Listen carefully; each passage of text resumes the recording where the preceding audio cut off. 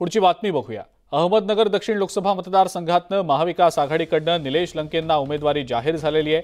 उमेदवारी जाहीर झाल्यानंतर निलेश लंके थेट संगमनेरमध्ये गेले आणि बाळासाहेब थोरात यांची त्यांनी भेट घेतली।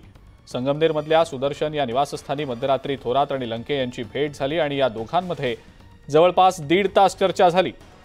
लोकसभा निवडणुकीला सामोरं कसं जायचं याबाबत मार्गदर्शन घेतलं असून विखेंबाबत नगर दक्षिणची जनता निर्णय घेईल असा विश्वास लंकेंनी बोलून दाखवला। तर नगर दक्षिणच्या लढाईमध्ये लंके विजयी होतील असा विश्वास थोरातांनी व्यक्त केलेला आहे। या निवडणुकीमध्ये महाविकास आघाडीचे ते उमेदवार आहेत आणि मला खात्री आहे की एकंदर त्यांची लोकप्रियता जी आहे दक्षिण नगर लोकसभा मतदारसंघामध्ये ती म्हणजे अभूतपूर्व लोकप्रियता आहे असं म्हणलं तरी वावगं ठरत नाही। विषय जे अनेक आहे सर्वसामान्य माणसाचे ते घेऊन काम करण्याची त्यांची पद्धत आहे। युवकांशी जिव्हाळ्याचं नातं निर्माण करण्याची त्यांची पद्धत आहे आणि म्हणून हे यश हे मोठंच राहणार आहे महाविकास आघाडीचं।